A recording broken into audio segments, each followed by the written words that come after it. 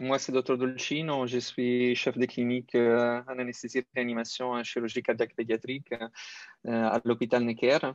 Aujourd'hui, on va parler d'anesthésie et réanimation en chirurgie cardiaque pédiatrique. Est-ce que vous m'entendez déjà?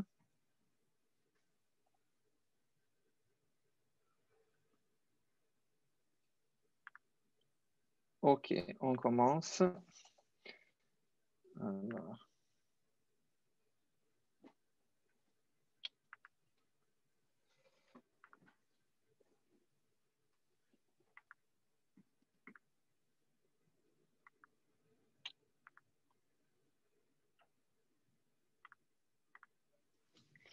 Alors, on commence avec cette formule, que c'est la formule de la délivraison d'oxygène, que c'est une des premières choses que j'ai appris en réanimation chirurgicale chez l'adulte. Du coup, la délivraison d'oxygène, comme vous voyez, est proportionnelle au débit cardiaque, à la quantité d'hémoglobine dans les sangs et à la pourcentage d'oxygène lié à l'hémoglobine, du coup, la saturation d'oxygène. On commence à parler du débit cardiaque, du coup, de la syndrome de bas débit. C'est quelque chose qu'il faut savoir reconnaître, il faut comprendre, anticiper et savoir gérer, surtout après un COC, du coup, surtout après une cardiotomie. Du coup, on a des éléments cliniques, l'oligurie, l'hypoperfusion périphérique avec un temps de refil capillaire augmenté, la tachycardie. On a des index biologiques comme l'acidose, les lactates, que c'est quelque chose qu'on dose depuis une vingtaine d'années, et les BNP, les troponines aussi, peuvent nous aider dans le diagnostic. En réanimation, on a tout le temps de KTC, du coup, on peut évaluer la saturation veineuse centrale et l'INIRS. Du coup, la saturation cérébrale, chez les nouveau-nés, on met des NIRS aussi au niveau rénal pour évaluer la perfusion périphérique. Vu que vous êtes cardiologue, cardiopédiatre, on parle aussi d'écho transthoracique et on parlera aussi d'écho transœsophagène. C'est la façon, en effet, de diagnostiquer des dysfonctions cardiaques. On peut évaluer et la fonction diastolique et la fonction systolique avec plusieurs paramètres qui sont déjà très connus chez l'adulte et qu'on peut appuyer aussi aux enfants. La tachycardie chez les nouveau-nés, c'est quelque chose qui parfois peut limiter l'exploration échocardiographique. Il faut évaluer en post-cardiotomie la cinétique globale, s'il y a un souci segmentaire, l'édème, parce que tous les cœurs après un COC, ils ont de l'édème plus ou moins important, les pressions pulmonaires, l'état de la volémie et les lésions résiduelles. Traquer les lésions résiduelles, c'est quelque chose d'extrêmement important parce qu'on sait que les 15% des ECMO sont posés sur des lésions résiduelles que les chirurgiens ont laissé après l'intervention, comme une obstruction de l'éjection ventriculaire et droite et gauche, un shunt comme un CIV qui peut résiduer, ou une lésion de la valve, des VAV, qui peut nous empêcher une réanimation efficace. Du coup, il faut faire un checklist, comme on fait la checklist pendant les arrêts, l'ABC, on fait la même chose. Du coup, il faut vérifier les voies aériennes, la position de la sonde, si le malade il a un sonde sélectif ou pas, vérifier la ventilation avec la radiothorax, l'échographie pulmonaire pour évaluer s'il y a des pneumothorax. Il faut voir s'il y a une tamponnade. Si notre malade il a des raisons pour avoir un HTAP, c'est-à-dire une hypertension pulmonaire, et l'identifier et la traiter. Il peut y avoir des troubles de rythme, comme des tachycardies supraventriculaires, très fréquents chez les enfants en post-chirurgie, et comme on a dit, les lésions résiduelles et les troubles électrolytiques, que c'est la raison pour laquelle en post-chirurgie, on fait 4 gaz par jour, justement pour corriger l'hypocalcémie, l'hypopotassémie et toutes les altérations des électrolytes. Les origines de la syndrome de bas débit peuvent être préopératoires, comme des anomalies coronariennes, comme l'ALCAPA par exemple, la naissance anormale d'un coronaire gauche de l'artère pulmonaire. Il peut avoir des lésions anatomiques comme des petits ventricules, une déséquilibration des ventricules sur lesquels l'enfant il s'adapte et il arrive à la chirurgie plutôt bien adapté finalement. Il peut y avoir des conditions péropératoires. La longueur de la COC et surtout du clampage, c'est la chose la plus importante. Il peut y avoir des défauts de protection myocardique. Parfois, on est trop vite dans les sévrages de la COC et par exemple, chez les greffes, on est amené à faire des assistances très, très longues pendant des heures et des heures pour attendre la récupération du greffon. Il peut y avoir des lésions coronariennes pendant la chirurgie et, comme on disait tout à l'heure, des réparations incomplètes. Pour ce qui concerne la mauvaise protection, ça dépend de la cardioplégie. Vous savez que cardioplégie, ça signifie la paralysie du cœur. On fait des médicaments qui vont arrêter l'activité du muscle cardiaque. L'histoire de la cardioplégie, ça commence au début de 1900, mais c'est une date, surtout ça, les 1955, où Melrose, il a fait finalement la première cardioplégie sur un champ en injectant du potassium dans les coronaires et en arrêtant son cœur. Et dès là, il y a eu tout un développement entre guillemets, sauce. Du coup, il y a plusieurs chirurgiens qui ont pris parti de se construire sa propre cardioplégie et tout ça pour réduire la consommation d'oxygène. Vous voyez, ça, c'est un cœur normal et du coup, la consommation d'oxygène, c'est élevé. Un cœur qui se met à fibriller, il consomme beaucoup moins. Un cœur en ECMO, en assistance, encore moins. Et si on fait la cardioplégie et du coup, on clampe l'aorte, vous voyez, la consommation s'abaisse encore plus. Et ça baisse encore plus si on fait rajouter l'hypothermie. Sur l'hypothermie, justement, on a différence, c'est-à-dire on peut parler de cardioplégie chaude, on peut parler de cardioplégie froide, on parle de cardioplégie au sang, on parle de cardioplégie cristalloïde. Aujourd'hui, dans le monde, on a les Nord-Amériques qui utilisent beaucoup la cardioplégie de Nido, que c'est un chirurgien qui a inventé cette cardioplégie. Nous, en Europe, on est plutôt sur la cardioplégie chaude au sang, quoique on utilise les custodioles pour les cardioplégies longues, comme par exemple pour les switches artériels, pour les TAC, pour toutes les chirurgies un peu plus complexes où il faut une hypothermie. Les custodioles, il naît de cette publication de Breschneider de 1970 et du coup, il a inventé cette cardioplégie. À la base, il y a de l'histidine, du kétoglutarate, du tryptophane et du mannitol. Je ne veux pas vous ennuyer avec tous les détails techniques du custodiol. Sachez que c'est vraiment la cardioplégie, le choix de la cardioplégie qui va changer finalement la suite à réanimation. Si on a fait une bonne protection de notre cœur, après à réanimation, la récupération sera vite et efficace.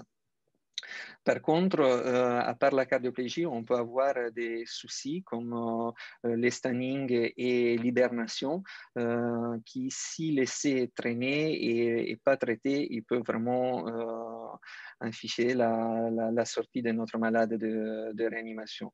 Donc là, c'est la physiopathologie du choc cardiogénique. Vous voyez un infarctus myocardique qui va altérer la phase systolique et diastolique. Du coup, dans la phase diastolique, ils vont augmenter les pressions de remplissage et du coup, on aura un édème pulmonaire, une congestion pulmonaire. Et là, vous rentrez dans une spirale de baisse de débit, hypotension, du coup, réduit de la perfusion coronaire et à nouveau ischémie. Et ça, c'est une spirale qui ne s'est pas traitée, ça vous amène vite au décès de l'enfant. Il peut y avoir aussi le stanning. Le stanning, c'est quelque chose qu'on voit tous les jours, nous, au bloc chir cardiaque, parce que c'est typique en effet du cœur qui a reçu une cardioplégie, c'est le typique du cœur qui a eu un long clampage aortique et typique aussi de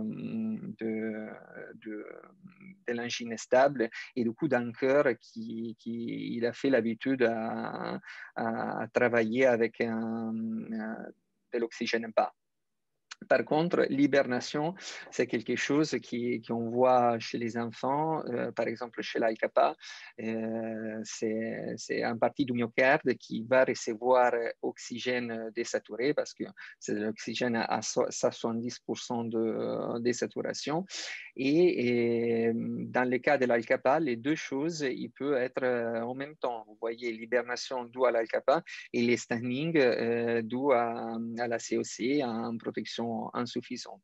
Et c'est pour ça qu'on va mettre en place des stratégies pour traiter à la fois les standings et l'hibernation. Et du coup, il faut, comme on a dit tout à l'heure, protéger les myocardes avec la bonne cardioplégie et respecter les timings de réinjection. Et on a cette technique de l'ultrafiltration qu'on ne faisait pas il y a 20 ans. Et du coup, surtout les nouveau-nés qui rentraient en COC, ils pesaient 3 kilos et ils sortaient à 4 kilos, 4 kilos et demi. Ils étaient vraiment de bébés Michelin. Et ça avait un impact en post-opératoire parce qu'ils développaient un syndrome inflammatoire très, très important. Et là, vous voyez qu'avec l'ultrafiltration, on ultrafiltre même 1 litre de flotte à la fin de l'intervention. Et du coup, on a une réaction inflammatoire beaucoup moins prononcée. Les autres stratégies, utilisation des anti-inflammatoires, des corticoïdes, et comme on a dit tout à l'heure, adapter la phase de l'assistance à la pathologie de l'enfant.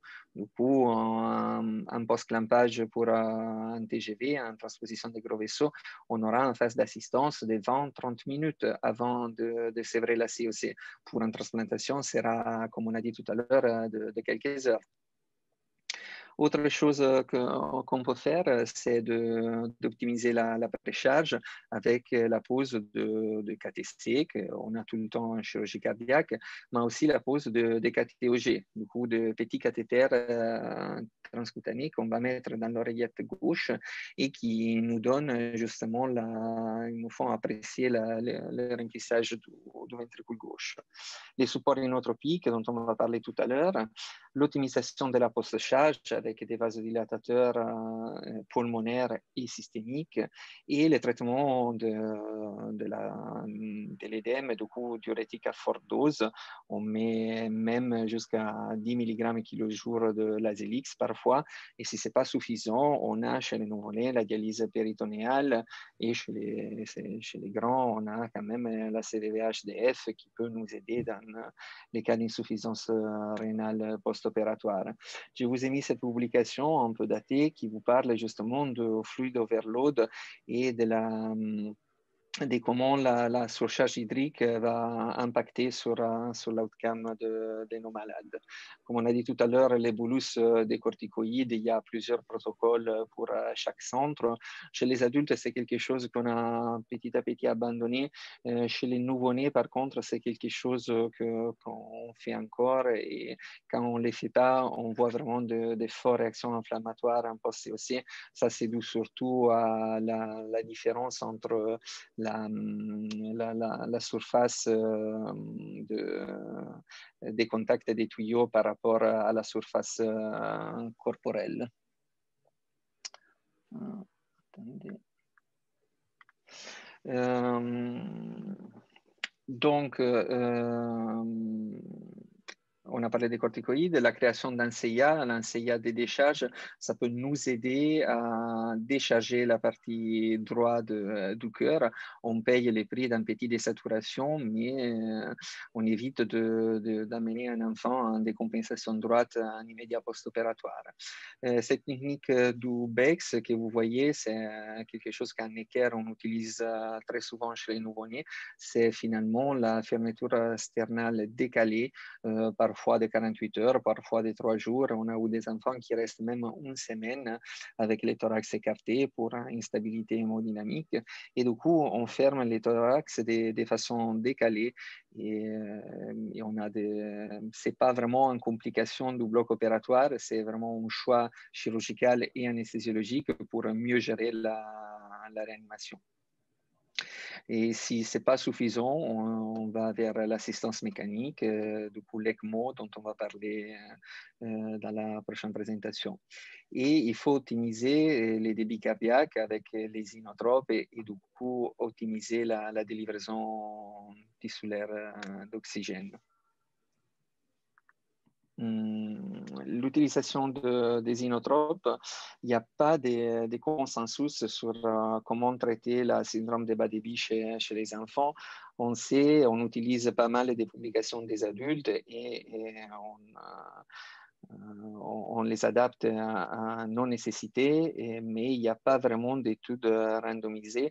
Je vais vous montrer, par exemple, cet article qui vous parle, c'est un survey international sur la myrinone. Et voilà, il n'y a pas d'évidence sur l'utilisation de ces médicaments, mais tous les anesthésistes qui font de la chirurgie cardiaque pédiatrique, ils l'utilisent. Et à nouveau, un Cochrane qui est sorti il y a 5 ans, et vous voyez, c'est des gens qui font des statistiques géniales, mais tout le monde lit de la Cochrane. Et là aussi, ils ont repris énormément de papiers et ils ont sorti, voilà, on n'a pas vraiment en évidence pour utiliser la myrinone dans le traitement de la LCOS, du bas débit, quoique tous les anesthésistes ils l'utilisent. Et, les mécanismes d'action des inotropes, je vous mis un petit rappel, là, les sites de catécholamine, les sites d'action des phosphodiesterase, de la digoxine et finalement, ces nouveaux médicaments, le lévosimédan, c'est pas si nouveau parce que ça fait plus de 10 ans qu'il est déjà sorti, et c'est finalement un calcium sensibilisateur. Il va augmenter la sensibilité du calcium du myofilament du myocarde. Et les effets sur les papiers sont géniaux. Vous voyez, c'est un innovasodilatateur. Il a un effet inotropique, lusitropique. Il y a une amélioration du couplage ventriculo-artériel et surtout, il y a un effet anti-stanning du coup sur l'ischémie reperfusion et en post-COC. C'est la raison pour laquelle la boîte qui avait produit ça, il nous poussait à faire le lévosimédan en préconditionnement, c'est-à-dire la veille de l'intervention, justement pour améliorer la sortie des COC.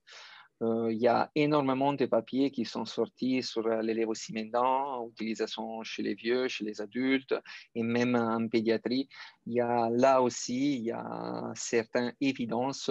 Nous, c'est vrai qu'on l'utilise rarement, justement, quand on a des situations très difficiles et parfois, je pense qu'on l'utilise trop tard. Sur ces sujets, je vous invite à lire les publications de Landoni, qui est quelqu'un qui a travaillé beaucoup, c'est de l'équipe de San Raffaele et de Milan, qui a pas mal travaillé. Il a publié récemment sur New England un travail sur lévosimédan. Là, c'est un papier qui a résumé ce qu'on peut faire en chirurgie cardiaque adulte. C'est là aussi un survey de plus de 400 médecins réanimateurs. Vous voyez, en chirurgie cardiaque adulte, il faut faire l'aspirine, il faut faire, comme vous voyez, les lévosimédans.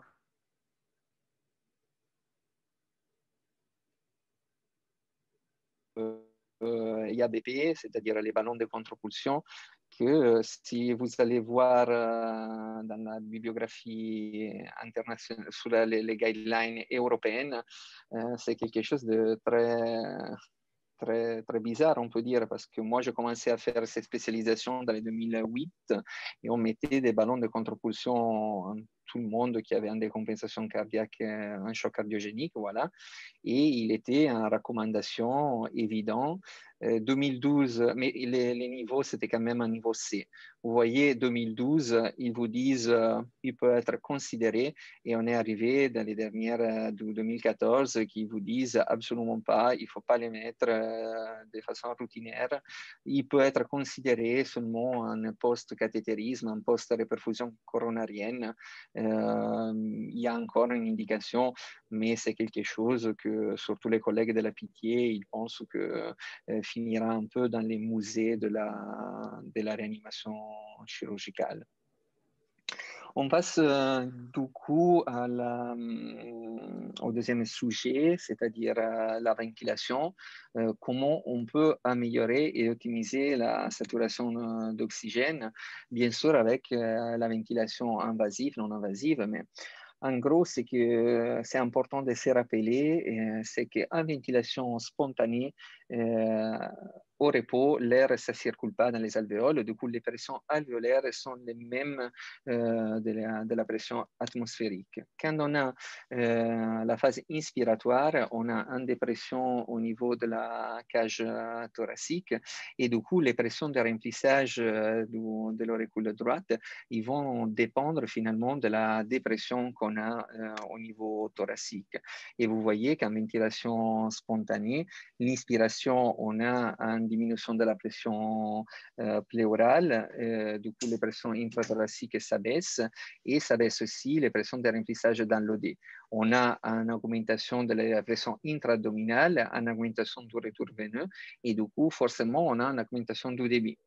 Et ça, l'augmentation s'est limitée quand même par la collapsabilité des veines et du coup de l'état de remplissage de notre malade. En ventilation mécanique, ça arrive exactement le contraire, c'est-à-dire à inspiration, on a les pressions alvéolaires augmentent, la pression pleurale aussi. Et dans la phase expiratoire, nous, les anesthésistes réanimateurs, on laisse quand même un pipe. Ça, c'est pour prévenir la présence de la formation d'atelectasie. Et donc, vous voyez que toute la physiologie respiratoire, elle est complètement l'envers.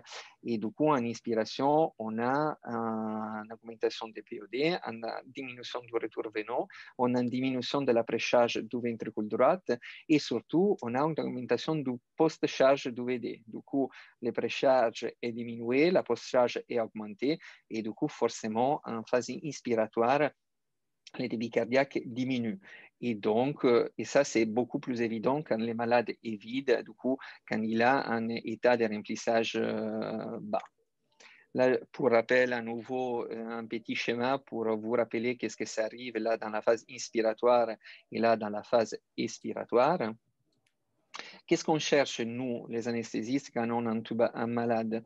On va entraîner justement la pression pleurale, on va augmenter les volumes de la spirométrie de notre malade pour corriger l'hypoxémie et pour corriger l'hypercapnie aussi. Et surtout pour prévenir l'épuisement de notre malade, parce que parfois, on voit des malades qui commencent à tirer, ils commencent à utiliser la musculation accessoire, et du coup, vous savez que c'est des malades qui vont vers les tubes. Vous les voyez déjà de la clinique, sans même pas faire des bilans. La correction de l'hypercapnie, c'est quelque chose qui c'est fondamental et qui c'est un des buts de l'intubation. Et la CO2, c'est très important, surtout sur les malades qui ont encore un shunt, comme par exemple une ouverture VDAP, plutôt qu'un shunt de Blalock. C'est justement sur la CO2 qu'on peut gérer les résistances pulmonaires, qu'on peut gérer aussi les débits pulmonaires et les débits systémiques. On va voir comment, justement, pour un malade qui a un hyperdébit, j'essayerai d'augmenter les résistances pulmonaires en faisant quoi? En mettant la FiO2 à 21%, en faisant un hypercapnie permissif. Parfois, on est même amené, comme vous voyez là, à introduire nous-mêmes de la CO2 dans les circuits pour rendre les malades un peu acides.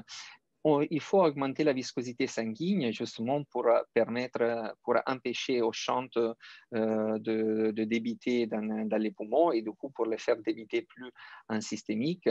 On peut gérer sur la vasodilatation pulmonaire avec les chorotropes, avec d'autres médicaments qu'on va voir.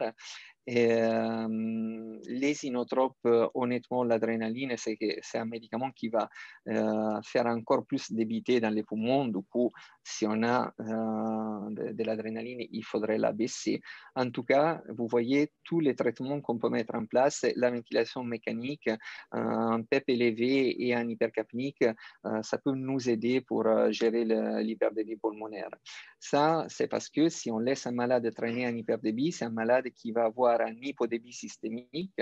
Et du coup, qu'est-ce qu'il va faire? Il va développer des lactates. Il va développer donc cette molécule qui vient du cycle des Cori. Vous voyez, ça, c'est le métabolisme anaérobique du muscle. Il va utiliser les glucoses. Il va sortir que de molécules d'ATP. Vous voyez, c'est pas du tout convenient de faire ce cycle parce qu'il faut lui rajouter 6 molécules d'ATP pour revenir à la même molécule de glucose, mais c'est la seule façon du muscle, quand il est dans une condition d'anaérobie, de sortir de l'énergie.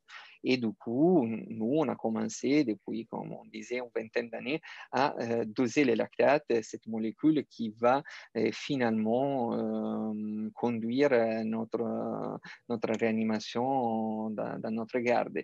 Là, c'est de la littérature historique. Vous voyez, petit à petit, tout le monde il a commencé à oublier sur la lactatémie et sur les stricts liens entre la clinique et l'augmentation des lactates. Ça, bizarrement, c'est quelque chose qui est sorti dans les 2018 et qui va nous faire réfléchir sur comment ils réanimaient nos chefs. Voilà.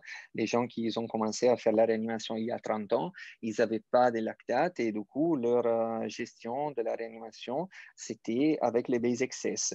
Et ça, c'est pour vous dire que parfois, les base excess, il est même plus vite du lactate pour détecter un malade qui est en bas débit, surtout après une chirurgie cardiaque. En chirurgie cardiaque, on a aussi un autre petit chose à se rappeler, c'est-à-dire que la COC peut développer ce type de lactate, ce sont des lactates de type B, ça vient de l'hémolyse, ça vient du contact du sang sur la surface de la tuyauterie. En gros, on a des lactates qui augmentent dans les premières heures post-opératoires sans une stricte corrélation avec la clinique. Vous avez un malade qui va bien, mais qui développe 20 de lactates, et les jours suivants, le matin, il a à nouveau 1,5 de lactate. Du coup, vous voyez, c'est vraiment quelque chose de lié à notre chirurgie, mais qu'on voit par ailleurs nulle part. Une chose qu'il faut bien cibler, par contre, c'est l'SVO2. Ça, c'est 2 slides. Les prochaines 2 slides, c'est pour vous mettre en comparaison 2 malades. Si on les regarde à l'écran, vous voyez là, 75 désaturations. On ne comprend pas bien comment ils vont nos 2 malades. On prend un malade A qui a un bon débit cardiaque. Vous voyez, 500 ml par kilo par minute, et un malade qui a que 300. Et vous voyez que si moi je regarde les scopes, on a des situations complètement différentes. C'est-à-dire, les petits traits là, c'est la différence entre un malade en hyperdébit et un hypodébit pulmonaire. Vous voyez, à 75%, cette malade-là, il est en hypodébit. Et par contre, les malades qui ont un bas débit cardiaque, il est en hyperdébit. Et du coup, c'est un malade que sûrement, il va développer des lactates. Du coup, si moi je m'arrête là à la saturation artérielle, je ne comprends rien. Par contre, si j'ai fait un SVO2, vous voyez que l'SVO2, il n'y a pas une corrélation linéaire. C'est non linéaire, mais c'est beaucoup plus lié justement à la clinique du malade. Vous voyez que les malades A qui a un bon débit cardiaque, il arrive à développer un SVO2 à 60, 65 et vous voyez qu'il est à l'équilibre. Par contre, les malades qui tout à l'heure, il était à 75 de saturation, il a un SVO2 à 40 et il n'arrive pas à faire plus que ça. Du coup, je vous invite, quand vous avez un doute, à faire un SVO2 justement pour vous rendre compte de l'état de votre malade. Les indications à l'intubation, vous pouvez les trouver sur n'importe quel bouquin d'anesthésie et réanimation. Vous voyez les chocs, l'apnée, l'hypoxémie, l'hypercapnie dont on a parlé. Parfois, on est obligé d'intuber et même de faire des trachéostomies sur des malades qui n'arrivent pas à expectorer les sécrétions. Je vous ai mis les 4 boîtes de respirateurs qui sont dans tous les réa du monde. Donc, vous voyez un Draguer, un Hamilton, un Cerveau et un Puritan Bennett. Et c'est en gros les marques que nous, en chirurgie cardiaque pédiatrique, on a plutôt ça. Et en chirurgie cardiaque, honnêtement, c'est bien aimé cet ventilateur pour la facilité et la vitesse au démarrage. L'anatomie d'un ventilateur, qui est bien connue par les anesthésistes, mais que ce n'est pas trop d'intérêt. Ce qui est d'intérêt pour vous, c'est de comprendre les courbes de pression-volume et des volumes et débit. C'est quelque chose qui va vous aider pour mieux réanimer votre malade, pour comprendre s'il est spastique, pour comprendre s'il arrive bien à faire un bon spirométrie. Une fois qu'on arrive à l'extubation, c'est la VNI qui nous aide. La VNI, ça va ça nous fait pardonner beaucoup d'extubations précoces. Une fois qu'on n'avait pas la VNI, c'était beaucoup plus fréquent la réintubation sur échec d'extubation. Là, aujourd'hui, on essaye la VNI et la plupart des fois, on s'en sort avec un VNI, même avec des paramètres élevés, à pas réintuber quand même notre malade. Il peut y avoir des causes intrapulmonaires et des causes extrapulmonaires, et ça aussi, vous pouvez les lire sur n'importe quel bouquin. Pour ce qui concerne aussi les paramètres cliniques et des laboratoires, c'est sûr qu'un malade qui commence à augmenter la CO2 et commence à devenir acide, s'il reste sous VNI, il va à bout d'un moment s'épuiser et c'est le moment où il faut justement le réintuber. Pourquoi on fait la VNI? Parce que la VNI, ça nous permet de tenir un niveau de PEP, c'est-à-dire des pressions positives de fin inspiration, qui va prévenir la téléthasie et du coup, il va prévenir les pneumopathies. Il va quand même augmenter la ventilation alvéolaire, la spirométrie et du coup, il va réduire ce qu'on appelle le travail respiratoire. Et en tout cas, c'est quelque chose dans les années, on a de plus en plus utilisé. Vous voyez les publications sur la VNI aux années 2000 et vous voyez comment les gens ils ont commencé à utiliser de plus en plus ça et ils ont commencé à publier de plus en plus sur ça. On a dernièrement une autre façon de ventiler, c'est les lunettes de vie qui sont beaucoup aimées par les néonatologues ils ont commencé à faire une utilisation routinaire de ce type de ventilation. Là, c'est une étude observationnelle sur l'impact des lunettes de vie en population pédiatrique. Et là, c'est un surveil allemand justement sur l'utilisation de cet outil. Comment on l'utilise? On met normalement 2 litres kilo par minute. Quand les enfants ils deviennent un peu plus grands, on peut même, avec 1 litre par minute, chez les adultes, on est surtout sur 40 et 60 litres par minute. On a dit que ça va réduire les travails respiratoires et c'est quelque chose qui est beaucoup mieux toléré par rapport à la VNI et par les enfants et par les adultes. Et malgré, on ne va pas augmenter la spirométrie du malade, on va quand même réduire l'hypercapnie parce qu'on va tenir à recruter nos alvéoles. La chose qu'on n'a pas sur les lunettes de vie, c'est un monitoring fiable des débits et de la spirométrie qui font nos enfants. On passe au dernier sujet, que c'est les sons, c'est-à-dire l'épargnement des sons. Pourquoi on parle de ça aujourd'hui? Parce que c'est un souci de santé publique, parce qu'on n'a pas de publications qui nous parlent de ça. Et on peut utiliser les guidelines de l'adulte avec plus ou moins de contraintes. Je vous invite à lire les guidelines de la Société européenne d'anesthésiologie qui sont sortis dans les 2013, les premières updates 2016 et on n'a pas encore les deuxièmes, ils devaient sortir, mais probablement pour le Covid, ils ont pas pu travailler sur ça. Voilà, je vous ai mis cette publication que c'est une des plus grosses publications sur les sangs en pédiatrie, c'est Spice en 2004, qui avait déjà détecté les risques de transfusion. Et vous voyez, contrairement à ce qui pensent beaucoup de la population, les risques infectieux, c'est vraiment minimal sur les transfusions. Par contre, les traliques, c'est quelque chose auquel on ne pense pas souvent et c'est une complication assez fréquente, surtout en réanimation, pour arriver au risque des réactions allergiques et la fièvre, qui c'est assez fréquent pendant nos transfusions. Du coup, cette étude qui a été faite par Spice sur 51 000 transfusions et sur plusieurs centres universitaires, vous voyez 35 hôpitaux universitaires, il avait détecté des taux de complications autour de l'1%, c'est-à-dire 10 tous les 1000 unités de sang des hémodérivés transfusés. Une autre publication qui vous parle de risques et d'utiliser une politique restrictive, même en pédiatrie, pour la transfusion du sang.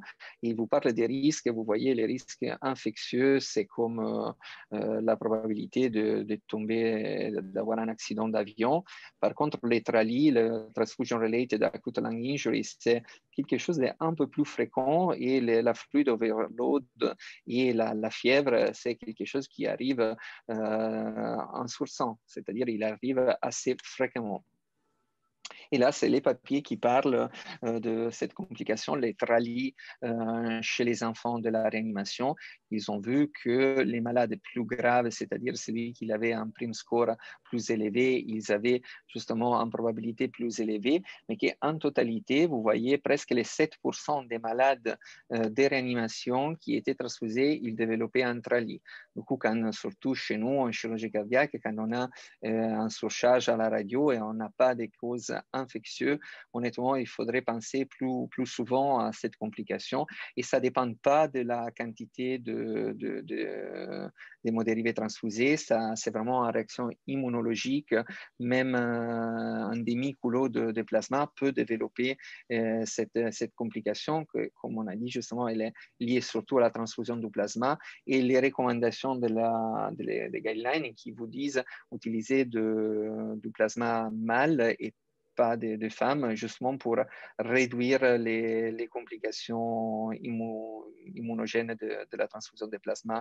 Et là, c'est la publication de 2015 qui était citée par les guidelines.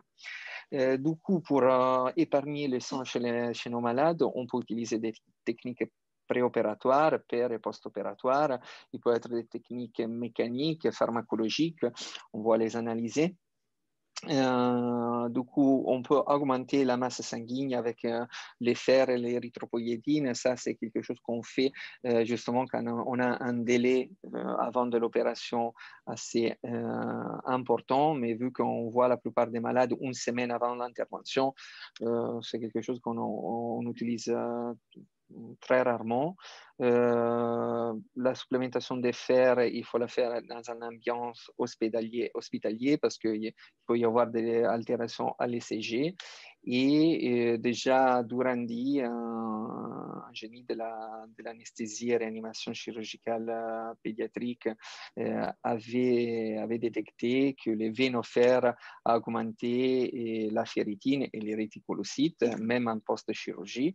Notre protocole d'érythropoïétine, c'est plutôt celui-là, 300 unités une fois par semaine pendant 3 semaines. Mais l'érythropoïétine, on l'a fait pendant des années. Dernièrement, on s'est rendu compte que c'est un peu limité par l'inflammation post-opératoire due à la CEC. Pour réduire les saignements intraopératoires, justement, il faut limiter les prélèvements. Chez les tout petits, ça va sans dire. Et les chirurgiens aussi, il faut qu'ils fassent une hémostase minutieuse. Les techniques utilisées de réduire la pression hydrostatique, c'est pas trop mon préféré parce que justement les nouveau-nés et quand on est pour tous les enfants, quand ils sont en COC et parfois en hypothermie, ils vont perdre l'autorégulation cérébrale. Et vous voyez, normalement, ça c'est notre cerveau que n'importe à quelle pression il va maintenir en pression de perfusion de débit cérébral efficace. Quand on est en hypothermie, on perd cette autorégulation et du coup, on se retrouve sur une ligne. Du coup, si on baisse trop la pression systémique, on va se retrouver avec un bas débit cérébral. Ça, c'est quelque chose qu'on craigne, qu'on surveille avec les NIRS cérébrales et pendant les interventions et même après en réanimation. Et du coup, il faut faire gaffe à l'association entre l'hypotension, l'anémie et chez nos malades qui parfois ils ont encore un champ résiduel, il faut justement, ils sortent désaturés et du coup, c'est pas vraiment la bonne stratégie. Il faut dépister les anomalies périopératoires de l'hémostase. Du coup, les plus petits, les nouveau-nés, ils ont besoin d'une supplémentation de vitamine K parce que les facteurs K dépendants produits du foie, ils ne sont pas encore suffisants. Il faut substituer surtout pour les hémophiles, mais comme vous voyez, les hémophiles ne sont pas si nombreux dans la population générale. L'hémophilie A, c'est 1 cas sur 10 000. L'hémophilie B, c'est encore plus rare. L'absence complète de Willebrand, c'est hyper rare. Par contre, ce qu'on voit dans la consultation, c'est ça, c'est les Willebrand ou les Willebrand mild. C'est des enfants qu'on voit assez souvent. Et les déficits de plaquettes, les sévères, c'est hyper rare, mais on peut voir des dysfonctions plaquettaires chez nos malades. La classification de Willebrand, ça se fait sur 3 types. On a les types 1, que c'est le plus fréquent et que c'est un déficit quantitatif de facteurs. Les types 2, que c'est un déficit qualitatif. On peut les classifier en A, B, M, N selon les profils au test qu'on fait au labo, jusqu'à arriver au type 3, que c'est l'absence totale de Willebrand. Et c'est des malades qui ont vraiment des attentes hémorragiques très importantes. Et les traitements, vous voyez, les Willebrand mild, ils ont besoin que d'un counseling, savoir qu'ils peuvent saigner et utiliser aussi des antifibrinolytiques, mais normalement, ils ne demandent rien. Pour les intermédiaires, on peut utiliser la desmopressine et arriver à l'utilisation du Vilfactin, c'est-à-dire du facteur de Willebrand de laboratoire. Dans les cas plus sévères. La desmopressine, vu qu'on ne peut pas la faire chez les plus jeunes, chez les plus petits, on passe directement au Vilfactin, même pour les cas modérés. Pour l'hémophilie, la plupart des hémophiles sont des hémophilies légères. Les cas sévères sont des enfants qui font des hémartres spontanés, qui ont besoin de remplacement fréquent. Et surtout, c'est des maladies qui sont suivies en chronique par l'hématologue. Et c'est vraiment des attentes très graves pour ces malades. Les déficits d'autres facteurs, comme les déficits des fibrinogènes et des facteurs 13, c'est quelque chose qu'on voit. Les déficits des facteurs 7, c'est hyper rare parce que la plupart d'enfants, ils meurent en utérus parce que c'est un déficit qui presque empêche la vie extra-utérine. Pour arriver au déficit plaquettaire comme la Bernard-Stollier, la thrombosthénie de Glanzmann, que c'est quelque chose que je pense que vous n'allez jamais voir dans votre vie, c'est des altérations plaquettaires qu'on va identifier à la grégométrie de bord, et c'est quelque chose de, comme je vous disais, hyper rare. Ce qu'on fait par contre d'habitude, c'est les antifibrinolytiques. Jusqu'en 2009, on avait la protéine, que c'est un médicament que mon chef il a utilisé pendant des dizaines d'années avec de très bons résultats. Finalement, suspendu dans les 2009, et du coup, on a commencé à utiliser les analogues de la lysine, l'acide epsilon-aminocaproïque qui n'est pas commercialisé en France, et là, l'hexacil, qui est devenu vraiment la molécule utilisé dans toutes les chirurgies majeures, la cardiaque, l'hépatique, l'ortho, dans les scénarios de trauma. Et voilà comment ça marche, cette molécule. Il va se mettre justement là, il va empêcher à la plasmine de lier la fibrine et du coup, il va empêcher la lysis de la fibrine. Je vous ai mis un peu des bibliographies. Là, c'est les premières publications qui sortaient après l'arrêt de la protéine. Il disait que les autres deux molécules, elles étaient aussi effectives, ils avaient plus ou moins les mêmes résultats que la protéine. Pour ce qui concerne la supplémentation d'autres facteurs comme les facteurs 7, on a dit les guidelines, ils sont extrêmement contraires à l'utilisation du Novoseven, ce facteur qu'on utilisait énormément à la sortie sur les marchés et que maintenant on a découvert qu'il augmente la mortalité. Vous voyez là, il y a une publication qui a trouvé 56% de mortalité. Et là, je vous ai mis en biblio ça. C'est des complications thrombotiques cérébrales surtout, et quand même complications thrombotiques à tous les organes. La supplémentation de fibrinogène pour atteindre 1,5-2 grammes par litre, on nous conseille de faire entre 25 et 50 mg kilo. La supplémentation de facteur 13 et la supplémentation d'APCC, les Confidex qu'on utilise tous les jours dans notre blog, surtout pour les malades qui sont sous AVK. Autre recommandation des guidelines, justement contre les facteurs 7, l'utilisation de l'acide tranexamique, l'utilisation des DAVP, c'est-à-dire la supplémentation pour les vibrants de type 2. Et voilà, les recommandations de l'Haute Autorité de Santé, la supplémentation de fer, de EPO, surtout pour les chirurgies majeures, l'orthopédie, la chirurgie cardiaque, et l'utilisation de l'acide tranexamique conseillé 1 gramme intraveineuse et 1 gramme tous les 8 heures. Ça, c'est chez l'adulte. Mais la question plus embêtante, c'est quand il faut débuter la transfusion. Normalement, on dirait chez les adultes, pour avoir un seuil critique de délivraison d'oxygène, nous, chez les adultes, en chirurgie cardiaque, on transfusait que si on avait un SVE2 bas.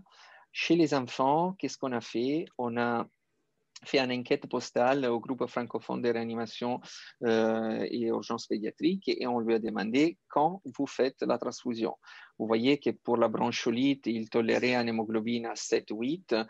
Pour les traumas, il transfusait déjà pas mal à 10 d'hémoglobine. Les chocs septiques, on voulait avoir au moins 10 d'hémoglobine. Et pour les cardiopathies chanogènes aussi, les trigs de transfusion, c'était inférieur à 10. Et les volumes de transfusion, la plupart des réanimateurs, il a répondu qu'il transfuse 10, 15 ml kg. Nous, en chirurgie cardiaque, on est plutôt entre les 15 et les 20, justement parce qu'on a des tout petits et déjà qu'on transfuse, on prend les risques transfusionnels, on les monte beaucoup d'hémoglobine parce que, comme on a dit tout à l'heure, on fait 4 prélèvements par jour et parfois l'anémisation, c'est quelque chose de iatrogénique. Voilà.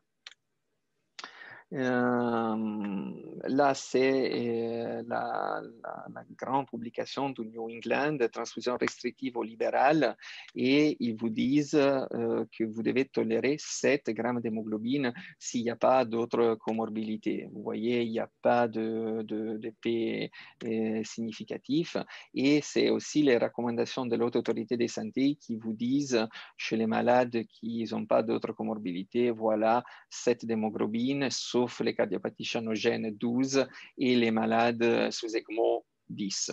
Et les cardiopathies, cardiopathies non chanogènes, c'est 8, les triggers transfusionnels. Je vous touche un mot par rapport aux TEG. Les TEG, c'est un outil, un point of care, comme on veut l'appeler, en biologie délocalisée au bloc opératoire. C'est un outil que vous allez trouver de plus en plus dans tous les blocs du monde. On l'utilise en chirurgie cardiaque, en obstétrice, dans les scénarios de trauma, dans la greffe hépatique.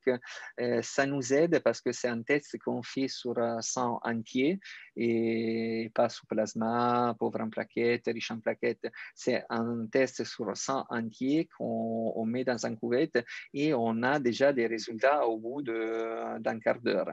Les résultats qui nous donnent cette machine, c'est ça, c'est les R, c'est l'ouverture du caillot et ça dépend des facteurs. Une fois que les coagules il a commencé, qu'il s'ouvre, on peut aller estimer la vitesse, on peut aller estimer la maximale amplitude du caillot et du coup la force de ces caillots qui dépend en partie des plaquettes, en partie du fibrinogène et on peut aller analyser la partie de la fibrinolyse précoce et qu'on peut justement corriger avec l'utilisation de l'acide tranexamique.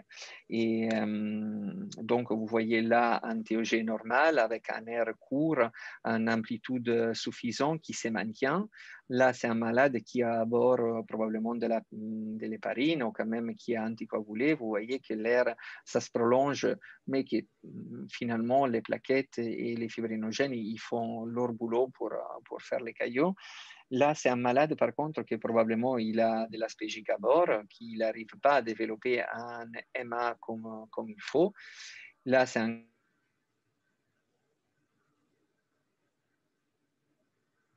mais il va se résoudre trop vite pour arriver à un cas de hypercoagulabilité qu'il est typique, par exemple, de la CIVD.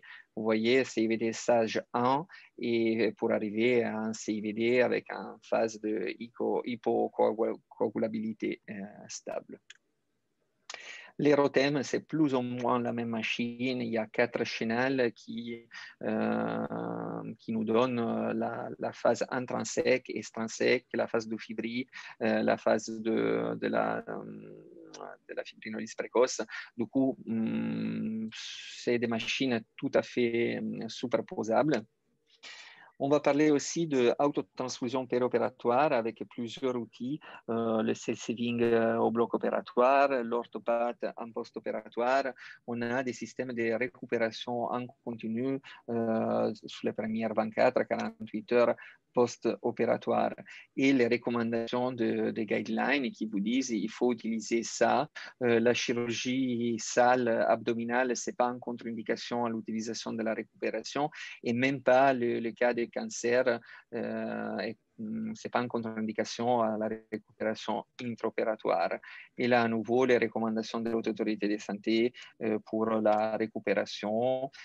Ça, je vous touche un mot sur la transfusion autologue parce qu'on a fait la transfusion autologue pendant des années et finalement, on s'est rendu compte qu'il n'y avait pas trop d'intérêt, que les poches, finalement, ils étaient trop vieilles et que finalement, on va utiliser la transfusion autologue qui est sur les malades polyimmunisés, chez les malades greffés. Et du coup, ce n'est pas un truc qu'on fait routinaire. Si vous voulez approfondir, lire autre chose, il y a cette jolie publication toujours de Durandi qui vous explique en effet l'utilisation de produits sanguins en chirurgie cardiaque pédiatrique. Du coup, pour rentrer en conclusion pour l'épargnement du sang, il faut avoir une stratégie pré, per et post-opératoire. Il faut utiliser toutes les méthodes disponibles, mais surtout, il faut avoir une stratégie ciblée pour chaque patient. Je vous remercie pour cette première partie et j'attaque avec la deuxième présentation qui c'est sur les assistances.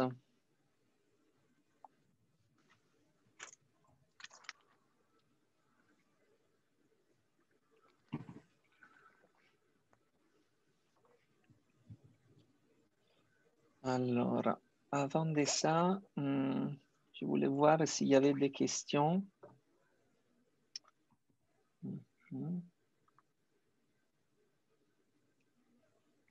Voilà. Alors, l'écostudiole et les noms de la cardioplégie, oui. la cardioplégie, c'est justement la l'histidine kétoglutarate tryptophane qui est commercialisée sur le nom de Custudiol en Europe au moins. Qu'est-ce que c'est les stannings? Je pense qu'on a répondu à ça. Quelle est la relation entre les stannings et l'Al-Kappa? Ben, justement, on peut avoir les deux en même temps, c'est-à-dire le stanning qui est typique d'un CC long et l'Al-Kappa qui normalement on parle d'hibernation parce que c'est un myocarde qui est resté pas mal perfusé par du sang désaturé. Vous savez que l'Al-Kappa, c'est un diagnostic qui parfois c'est précoce, un mois de vie, à 3 mois de vie, mais parfois il peut même attendre l'âge des 3 ans avant de la diagnostic. Et du coup, ils arrivent chez nous à 10%, 20% de fractions d'éjection. C'est des cœurs qui, à long terme, ils ont pas mal ischémisé. Et plus c'est précoce la réparation de l'Al-Kappa et meilleurs sont les résultats post-chirurgicaux. Mais vous voyez vraiment l'hibernation chez l'Al-Kappa parce que même quand ils sont réparés, ils ne récupèrent pas tout de suite. Vous les voyez au bout de 4-6 mois après l'intervention et tous les myocardes qui étaient hibernés, il a récupéré. On a vraiment vu des malades passer de 10% de fractions de gestion à 50%. Et pour revenir à la question, la relation entre stanning et Al-Kappa, si on a des difficultés au bloc pour la réimplantation et du coup on a des longs COC et des longs clampages, on peut avoir l'association de stanning et hibernation. Et ça, c'est vraiment de réanimation difficile qui parfois nécessite l'ECMO. Comment expliquer la surcharge hydrique chez les opérés cardiaque. Comme on a dit, c'est la COC. Vous savez que pour rentrer en COC, il y a un priming, c'est-à-dire un volume de liquide qui est dans la COC. Que chez les adultes, ça peut être de l'albumine, un priming cristalloïde. Chez les enfants, normalement, c'est du sang et du plasma qu'on met dans les primings. Et les primings chez un nouveau-né, il fait quand même 500 ml. Et vous voyez que par rapport à la masse sanguine de l'enfant, c'est énorme. Pour un adulte, c'est 1 litre contre 6-7 litres de masse sanguine d'un adulte. Du coup, les rapports, c'est beaucoup supérieur. Déjà, chez un adulte qui sort de la chirurgie cardiaque, il y a quand même de la flotte, de l'édème à éliminer. Chez les tout petits, et cette priming, on va les sentir. C'est de l'édème qui doit être perdu dans les 24-48 heures post-opératoires. Mais c'est lié justement à la COC. Après, quel est le rôle de la myrrinone? Le rôle de la myrrinone, nous, on l'utilise comme un vasodilatateur et pulmonaire et systémique, et on l'utilise en post-COC justement pour compenser la vasoconstriction de l'adrénaline. Du coup, c'est un couple, adré-myrrinone, qu'on utilise presque dans toutes les interventions chez les nouveau-nés. Et ça peut varier les doses, mais normalement, la myrrinone, ça nous aide à mieux faire circuler les nouveau-nés, avoir l'effet inotropique de l'adrénaline et sans avoir la vasoconstriction liée à ce médicament. Du coup, c'est justement pour compenser l'effet vasoconstricteur. Voilà, quel est le rôle du chorotrope. OK. J'ai du mal à comprendre l'intérêt du chorotrope dans les TTT de l'hypertropie pulmonaire alors qu'on utilise un HTAP par augmentation de résistance vasculaire pulmonaire. En effet, les chorotropes, on l'utilise presque jamais. Si on l'utilise, c'est couplé à l'adrénaline justement pour compenser la vasoconstriction. Autrement, la réanimation dans les crises Dans les chantes, par exemple, on n'utilise jamais les chorotropes. Sur la réanimation, par exemple, dans Blaloc, c'est jamais fait avec du chorotrope. On ne vasodilate pas des malades qui ont des chantes. Par contre, on l'utilise, les chorotropes, comme vous dites justement dans l'HTAP, pour la vasodilatation pulmonaire. PK à la SVE2, c'est mieux corrélé au débit cardiaque et à la clinique du malade. Bah, il faut reprendre justement les slides que je vous ai montrés. Pourquoi c'est mieux corrélé? Parce que la SVO2, c'est les sons qui reviennent au cœur, c'est les sons qui reviennent après les passages dans les tissus. Et du coup, c'est un index de l'extraction tissulaire d'oxygène. Normalement, nous, à repos, les sons, ils partent VG à 100% de saturation et ils reviennent à 65-70% de saturation. Quand on est à l'effort, on fait du sport, bien sûr, la saturation veineuse baisse parce que mes muscles, ils vont absorber, ils ont besoin de plus d'oxygène. Du coup, vous voyez, nous, on est fait avec un petit réserve. Si vous êtes en réanimation avec un malade qui ne circule pas bien,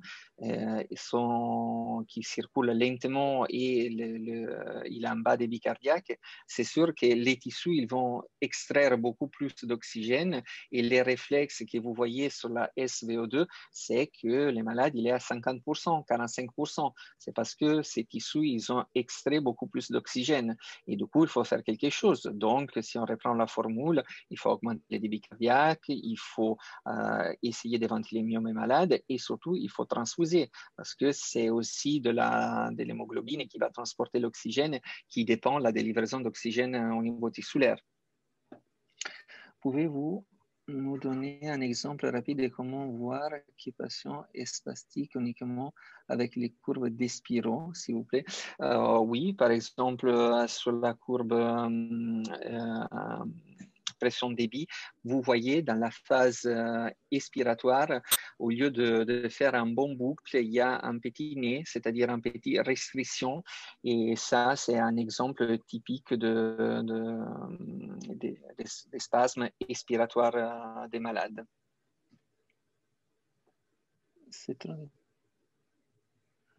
Vous pouvez nous expliquer les paramètres pratiques de la ventilation invasive? Les paramètres pratiques dans la ventilation invasive, ce n'est pas trop l'argument de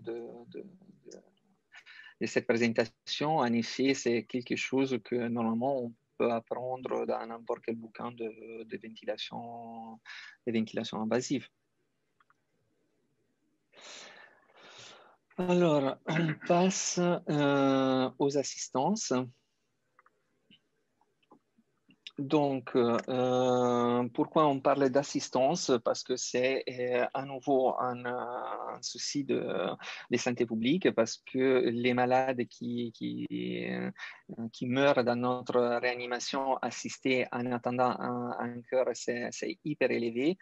Et ça, je vous montre la mortalité en ECMO et en assistance à long terme dans notre réanimation. Vous voyez que ça, c'est le rapport médical de l'Agence de biomédecine. Les enfants qui attendent un cœur, moins de 18 ans, les 75%, ils sont en réanimation, les 50%, ils sont ventilés, les 25% sont sous ECMO, les 17%, ils ont une assistance et quand même, les 70%, ils ont un soutien inotropique. Et vous voyez, les outcomes, la mortalité, c'est proportionnel à l'âge. Vous voyez, les plus grands, 11-17 ans, ils ont une mortalité inférieure par rapport à celui entre 0 et 2 ans. Qu'est-ce qu'on cherche quand on met un enfant sous ECMO? On essaie de rétablir une délivraison d'oxygène à l'organisme, à tous les organes, de diminuer les besoins de sédation, de curarisation, d'augmenter les apports. Et du coup, ça, on peut aussi optimiser par l'hématocrite, par la transfusion, comme on a dit tout à l'heure. Le but aussi de l'ECMO, c'est de permettre la récupération d'un myocarde qui, par exemple, il a eu un myocardite. Du coup, il faut réduire la post-charge, les travails cardiaques. On va réduire les pressions télédiastoliques du ventricule gauche et du coup, la tension pariétale. Et on va réduire justement, on va améliorer justement la perfusion coronarienne. Comme on sait, c'est dans la phase diastolique. Si on a une tension pariétale énorme, on peut finir encore plus dans l'ischémie cardiaque. Du coup, on a une augmentation des apports de PaO2, de perfusion des coronaires, et le but aussi, c'est de rétablir un pH correct avec une normoventilation aussi. Les indications à l'ECMO peuvent être post-cardiotomie, comme on a vu tout à l'heure, quand on n'arrive pas à s'en sortir des COC parce qu'on a eu une mauvaise protection, voire l'état du malade préopératoire il est tellement grave qu'on a besoin d'assister après les blocs. Ou il peut être des assistances médicales, comme on va voir tout à l'heure les myocardites. L'exemple typique, c'est l'ALCAPA qu'on a vu, la naissance anormale de la coronaire gauche du tronc de la pulmonaire. Mais on est amené aussi à assister des hypo-VG, du coup de ventricule unique, et parfois des TGV vieillis. On a eu un cas récent de TGV qui est arrivé à l'âge de 3 mois, qu'on a opéré, qu'on a discuté s'y mettre sous ECMO, et finalement, il n'y a pas eu besoin. Il a eu une sortie de COC plutôt favorable.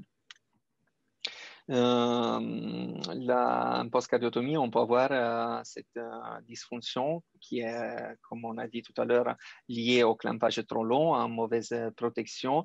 En distinction du VD, par exemple, sur une hypertension pulmonaire, les troncus sont l'exemple typique. On a des HTAP furieuses pour lesquelles le VD il se met à plat et on est obligé de sortir sous ECMO qui est pour défaillance du VD.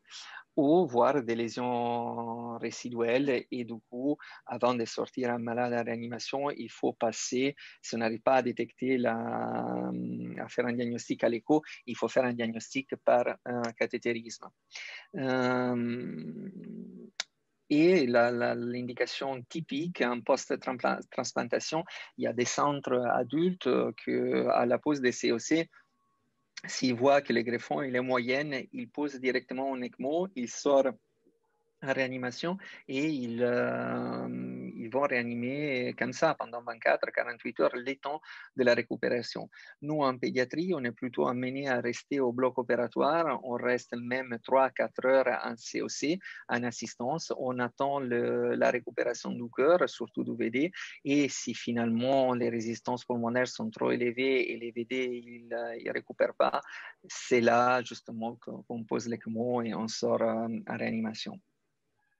On peut aussi assister de ventricule unique. C'est hyper rare qu'on assiste des dérivations cavo-pulmonaires totales et des interventions des fonds de temps, mais on a fait quelqu'un et je peux vous dire que les résultats ne sont pas énormes. Pour ce qui concerne les défaillances médicales, l'indication c'est la myocardite, comme on verra tout à l'heure. Il faut se demander tout le temps, quand on prend en charge une myocardite, s'il ne faut pas mettre directement en assistance, type Berlinart, par exemple, en pédiatrie, et pas passer par la case ECMO. Une autre indication, c'est l'intoxication médicamenteuse, comme l'intoxication de bêta-bloquants, et les storms arythmiques. On a eu plusieurs enfants qu'on a assistés sur justement storm arythmique, déchoqués dizaines de fois, et parfois on est obligé à mettre aussi des ECMO sous des arrêts cardio-respiratoires intra-hospitalières. L'indication à l'hypoxémie, du coup, des ECMO veineux, c'est chez les nouveau-nés qui ont fait un SDRA, maladie des membranes hyalines, et aussi l'inhalation méconiale, c'est une autre indication. Ou chez un enfant avec une pneumopathie qui va aggraver une cardiopathie sous-jacente. Les ECMO posés en arrêt cardio-circulatoire, comme je vous disais tout à l'heure, on peut les faire. On peut les faire s'ils sont déjà hospitalisés, surtout parce qu'on a une rapidité des pauses. Les guidelines de l'EXO, ils recommandent en réanimation de moins de 30 minutes. On fera, je vais vous montrer des publications qui sont posées même avec des réanimations d'une heure et demie, mais on sait que les outcomes, ils sont pas génial. Ça, c'est un peu l'histoire. C'est l'histoire, ça commence de là, publication de 1972. C'est la machine de Bramson, premier ECMO de l'histoire, posée en Suisse. Et vous voyez là la membrane et toute la tuyauterie, elle avait un priming de 18 litres. Du coup, tout à l'heure, on a parlé des trallies. Vous pouvez imaginer comment ils ont pu gérer ça.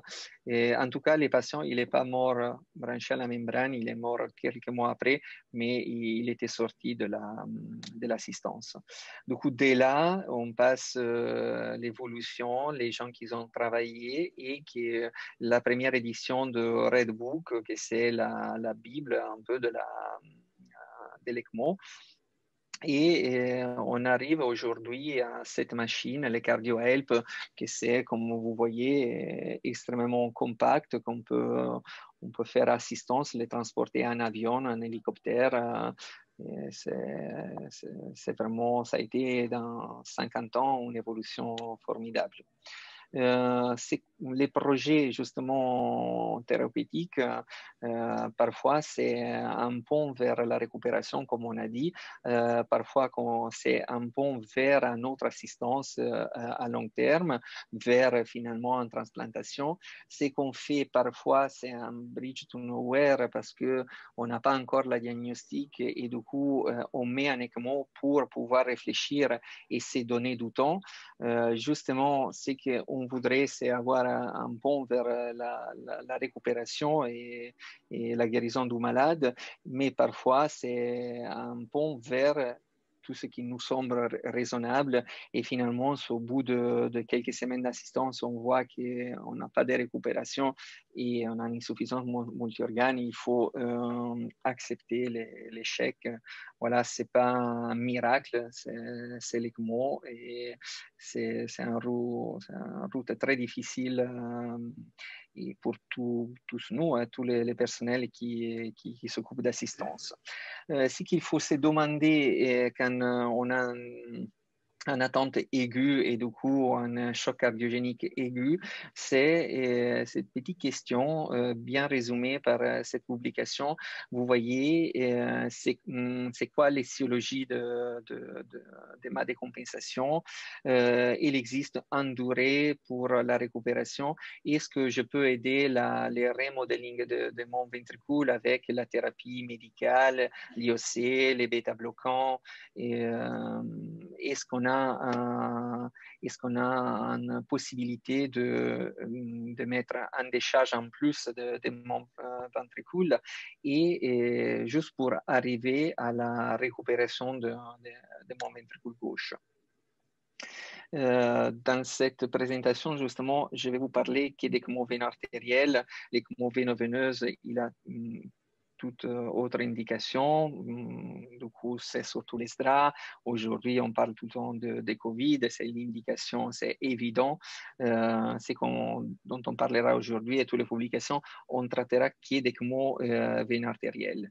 Et voilà, ça c'est une publication qui a fait notre ami Antonino Modeo de Bambino Gesù de Rome, qui a repris tous les malades de la base des données de l'ELSO, tous les malades pédiatriques entre 0 et 16 ans, divisés par un nouveau-né 0,30 jours, un mois de vie, 1 an et 1 an et 16 ans. Et vous voyez que l'indication à la pose d'ECMO, c'est énormément médical. Vous voyez, myocarditis, il est 50% chez les nouveau-nés, 70% et 70% chez les autres groupes. Du coup, l'ECMO post-cardiotomique, on gère normalement, nous, un réagir cardiaque, c'est un petit morceau de tous les ECMO qui, finalement, c'est plutôt, honnêtement, médical. les bénéfices qu'on s'attend, comme on a dit, de l'intubation, c'est quoi les bénéfices qu'on attend? Dès l'ECMO, c'est rétablir la livraison d'oxygène, assurer une décarbosylation efficace et surtout prévenir tous les traumas qu'on peut faire avec la ventilation invasive. Du coup, bolotrauma, en gros, abîmer les poumons, épanouir, mettre en surcharge notre cœur avec des doses d'inotropes au-delà du raisonnable. Et on a aussi l'utilisation de l'ECMO dans des contextes particuliers comme la chirurgie trachéale. Ici à Necker, on a les groupes de chirurgie de la trachée avec M. Godin et M. Thierry qui ils ont créé cette groupe qui reçoit en gros tous les gros soucis des trachées et c'est des chirurgies qu'on fait chez nous au bloc opératoire chir cardiaque avec l'utilisation justement parfois de l'ECMO. Il peut avoir un ECMO en cathétérisme cardiaque chez les adultes pour, par exemple, les stenting du tronc commun et en chirurgie cardiaque pédiatrique, on a plusieurs fois un ECMO de backup à côté de la salle de cathétérisme au cas où les choses ça se passe mal. Les rétablissements de normothermie, ça c'est pour les noyades dans l'eau froide. La mise sous ECMO, ça permet une récupération vite et surtout une assistance cardiaque sous le cœur que, comme vous savez, à 31 degrés, le cœur il est en fibrillation, voire en arrêt. Et du coup, avant de le remettre en température, il faut quand même soutenir la circulation et promouvoir l'épuration des substances, comme on a dit, l'intoxication médicamenteuse et maintenir la perfusion d'organes, même chez les donneurs. Parfois, des morts cérébrales, on est amené à les mettre sous ECMO en attendant les prélèvements du foie, des reins, des autres organes. Voilà. La machine d'ECMO est composée par ça, c'est la pompe, c'est le mécanisme qui fait tourner les sons vers ça, c'est la membrane qu'on a vue tout à l'heure de 18 litres. Là, aujourd'hui, elle est optimisée à quelques centaines de ml. Et on a un mélangeur de gaz qui est branché, vous voyez la voie de l'oxygène et de l'air au mur. Là, on a les balayages sur lesquels on peut régler le pourcentage et les débits de gaz. On a la console, que c'est là où on va gérer la vitesse de cette pompe et du coup les débits cardiaques. Et on a une machine à côté que c'est les blocs de réchauffage. C'est justement quand on sort du sang de l'organisme, il perd température et du coup, pour maintenir une température normale, on est obligé à réchauffer les sangs avant de le réinjecter. Pour faire l'ECMO, on doit parler de Poiseuille, de cette loi qu'on a appris à l'école et qui nous vient très utile pour comprendre les fonctionnements de notre machine. C'est-à-dire le débit qui fait la machine est proportionnel à la différence de pression entre un point A et un point B d'un tuyau. Il est proportionnel au diamètre du tuyau. Du coup, plus c'est grand le tuyau et plus de débit j'aurai dans ma machine. Il est inversement proportionnel à la longueur de la tuyauterie et surtout à ce facteur que c'est la viscosité. Du coup, plus l'hématocrit monte et moins de débit j'aurai dans ma machine. Du coup, normalement, chez les ECMO adultes, on tourne autour de 9-10 d'hémoglobine. En pédiatrie, on est plutôt sur 10-11, mais c'est sûr que ce n'est pas des malades qu'on met à 15 d'hémoglobine parce que les risques de thrombose du circuit, c'est majeur. Pour ce qui concerne la taille des canules, ça c'est quelque chose plutôt de chirurgical par rapport à la taille, les débits qui fait la machine. Mais les principaux obstacles, c'est surtout les sites de canulation et les volumes et la taille des vaisseaux. Normalement, chez les nouveau-nés, on attend un débit de 100 ml kg minute. Chez les enfants, des 80. Chez les adultes, on peut baisser même à 60 ml kg minute. Il y a une erreur.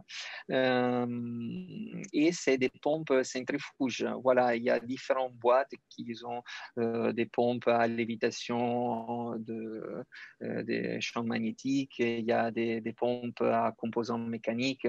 Il y a différentes façons de faire tourner les sons vers cette membrane, que c'est l'oxygénateur. C'est exactement, les principes, c'est pareil à la dialyse. On a les sons qui courent et de l'autre côté, on a un débit de gaz qui court dans les micro-tuyaux contenus dans la membrane. Et du coup, l'oxygénation, ça va dépendre de la FiO2 de mes gaz, du débit de l'ECMO et de la capacité de la membrane d'oxygéner. C'est sûr que ce facteur-là, il va baisser le long de la vie de la membrane. La membrane qui vient d'être posée, elle sera très performante. Au bout de 2 semaines d'assistance, les sangs et les caillots qui vont se déposer sur ces micro-tuyaux, il va justement réduire la performance de mon oxygénateur. La décarbosylation, par contre, il dépend que de la membrane et du débit du gaz, parce que le débit sanguin pour décarboxyler, c'est suffisant pour un adulte, un débit de 500 ml, justement pour décarboxyler presque complètement les sangs, le débit cardiaque. Les sites de cannulation, ils peuvent être périphériques et centrales. Les périphériques sont jugulo-carotidiennes pour les nouveau-nés et fémoro-fémorales pour les plus grands, mais c'est assez fréquent en post-cardiotomie, en post-chirurgie cardiaque, de poser des ECMO centrales. Les choix entre périphérique et central, ça dépend surtout de la taille des vaisseaux fémoraux, parce que l'enfant petit, vous voyez, il a un rapport entre tête et reste du corps assez différent par rapport à l'adulte. Vous voyez là, en troisième position, il y a un nouveau-né. Et vous voyez que la partie du corps, la partie haut du corps, elle est énormément plus développée. Et chez les adultes, la veine cave inférieure, elle fait 2/3 du débit et un tiers la veine cave supérieure. La veine cave supérieure, elle fait un tiers et 2/3 la veine cave inférieure, que chez les nouveau-nés, c'est 50%, 50%. Et surtout, les vaisseaux fémorales, jusqu'à l'âge que les enfants ils peuvent marcher et surtout courir, ils ne vont pas développer les vaisseaux fémorales et du coup, c'est impossible de les attendre au niveau pour les canuler. Donc, ça, c'est une cannulation jugulo-carotidienne qu'au niveau technique, il va être attente derrière les muscles, les sternocléidomastoïdiennes. La canule artérielle, elle est glissée dans les TABC et la canule veineuse, il arrive dans l'oreillette. Les pros de cette technique, c'est qu'il y a une assistance centrale et du coup, il n'y a pas de syndrome d'Arlequin et il y a un risque hémorragique réduit par rapport à la cannulation centrale. Et les contres sont qu'on doit reconstruire la carotide et la plupart des fois la jugulaire.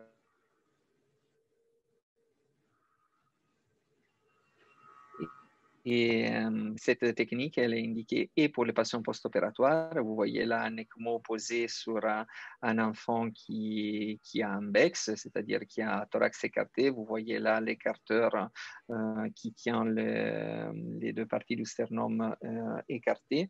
Et là, c'est un malade médical qui a été canulé justement à la base du cou avec les deux canules veiно-artérielles. Les abords fémorales, c'est ce qu'on préfère chez les adultes avec des gros canules qu'on fait glisser dans l'artère et dans la veine pour aspirer, oxygéner et réinjecter au niveau de l'aorte. Ce que vous voyez là, c'est la canule de réinjection pour prévenir l'ischémie de la jambe parce que parfois la taille des canules, elle est étanche avec les vaisseaux et du coup, il n'y a plus de débit dans la jambe et du coup, cette canule, elle va être mise au contraire pour reperfuser la jambe distalement par rapport à les canules. Du coup, là, c'est un voie d'abord simple. Ça peut être géré même en anesthésie locale. La difficulté, c'est de plus en plus difficile, plus la taille du malade. Et du coup, chez les malades obèses, ça peut être très difficile. Et ça, c'est en cannulation par sternotomie. Vous voyez, sternotomie médiane. Les avantages de cette technique, c'est de pouvoir mettre en décharge gauche d'emblée et du coup de prévenir l'édème pulmonaire dû à l'assistance. Le contraire, c'est que justement, on a un risque hémorragique et un risque septique. Hémorragique parce que les maladies sont anticoagulées, bien sûr, pour l'assistance. Et même si on est tout étanche avec des plaques qui collent et qui rendent les thorax étanches, les risques infectieux, c'est quand même plus élevé. Je vous ai mis quelques slides sur les assistances particulières, comme l'assistance sur un Norwood. Il faut se rappeler de fermer les blalogues parce que sinon, on va énoyer les poumons avec le débit de l'équipement. L'assistance qu'on fait chez les Glen, les DCPP, et les assistances qu'on fait chez les Fontans, comme on a dit tout à l'heure, les résultats ne sont pas énormes. On peut décider si assister là et du coup assister les montages et réintroduire les sons dans les applis, voire faire une assistance entre les VU et l'aorte au cas où de défaillance du ventricule. La décharge gauche, c'est un des arguments plus intéressants quand on parle d'ECMO, parce que si on a une défaillance cardiaque très importante avec du smoking, du coup, du contraste spontané dans les VG, les pressions dans l'OG ils vont de plus en plus augmenter et du coup, on va entraîner nous-mêmes un édème pulmonaire qui parfois, ça peut être même hémorragique dans les cas plus graves. Vous voyez là, c'est un ECMO sans décharge et c'est les mêmes patients qu'après la décharge gauche. Là, vous voyez les techniques de décharge. En âge pédiatrique, on peut élargir les FOP, créer un CIA. Chez les adultes, avec les septums fermés, on peut, au cathétérisme, rentrer, piquer les septums interatriales et le dilater avec un ballon pour créer un CIA. Autrement, il faut, si on est en post-chirurgie, on peut mettre les ventes, c'est-à-dire l'aspiration directement dans l'OG. Et parfois, on peut mettre un canule percutané dans l'artère pulmonaire pour aspirer le sang encore avant qu'il rentre dans les poumons et voilà, basculer finalement sur une cannulation centrale au cas où on n'arrive pas à bien décharger notre VG. Voilà, ça c'est l'ECMO post-cardiotomie. Il faut avoir une indication anticipée, il faut savoir où on va et il faut surtout avoir la perception il faut avoir surtout la diagnostic. La COC n'est pas sévrable et alors qu'est-ce qu'on fait? On pose un ECMO. Avant de poser un ECMO, il faut se mettre dans la bonne volémie, avoir une surcharge d'amine efficace, l'hémoglobine, les pH, normotempérature. Il faut vraiment tout essayer avant de déposer cette machine. Et comme on a dit tout à l'heure, parfois on met l'ECMO parce qu'on n'a pas encore fait la bonne diagnostic. Je vous pousse en effet à faire tout le possible avec l'écho, l'écho-transœsophagène et les cathétérismes aussi avant de rentrer dans les circuits ECMO. Ça, c'est parce que la littérature a bien compris. Ça, vous voyez, on a ce papier qui a pris 3 groupes. Dans les groupes A, c'est un diagnostic précoce, du coup, avant 3 jours après la pose d'ECMO. Du coup, là, on s'est rendu compte qu'il y avait quelque chose qui n'allait pas. Et sur 24 malades, il y en a eu 21 qui on a décanulé et il y en a 14 qui sont survécus. Beaucoup pire, ils vont les malades du groupe B, qui sont les malades où la diagnostic a été fait après 3 jours. Du coup, on a posé l'ECMO et on a fait un diagnostic après 3 jours d'assistance. Vous voyez, on a décanulé que 4 et il y en a que 2 qui sont survécus. Et là, c'est dans le groupe C des malades où ils n'ont pas compris finalement qu'est-ce que ça n'allait pas, où la diagnostic n'a pas été fait. Et du coup, vous voyez, sur 80 malades, il y en a que 50 et il y en a seulement 33 qui sont survécus. Du coup, l'importance de la bonne diagnostic avant de poser l'ECMO. Là, on rentre dans un circuit un peu difficile, c'est-à-dire qu'est-ce qu'il faut faire au niveau hémostase avant de démarrer l'ECMO. Est-ce qu'il faut recoaguler mon malade? Il y a des centres qui ont utilisé les TCK, il y a des centres qui ont utilisé, comme vous voyez, la thromboélastographie pour l'analyse des soucis d'hémostase. En tout cas, idéalement, il faut sévrer la COC, il faut antagoniser l'héparine, il faut donner un support maximal au chirurgien pour qu'il fasse son hémostase chirurgicale et finalement, seulement quelques heures après, en réanimation, commencer l'anticoagulation avec l'héparine, tout en sachant que les risques hémorragiques, c'est très fréquent chez ces genres de malades. Il faut, comme on a dit tout à l'heure, faire gaffe après son remplissage, du coup mettre la décharge gauche ou utiliser les FOP, ou parfois mettre des inotropes pour maintenir en contractilité du VG et du coup pour empêcher au VG d'avoir du contraste spontané. Ça, c'est, comme je vous disais, d'essayer de maintenir une pulsatilité. C'est quelque chose qu'on cherche, mais pas tout le temps on arrive à avoir. Du coup, pour une bonne gestion de l'ECMO, il faut travailler en équipe, comme ça va sans dire, soigner les patients et pas l'échographie. Il faut promouvoir l'anabolisme, il faut tenir informés les familles et en étant clair sur la suite qui peut y avoir. Surtout penser à la réhabilitation d'emblée et du coup, pas seulement respiratoire, aussi kinémotrice. C'est des malades que nous, on essaye de tenir pas courarisés, mais pas tout le temps on y arrive.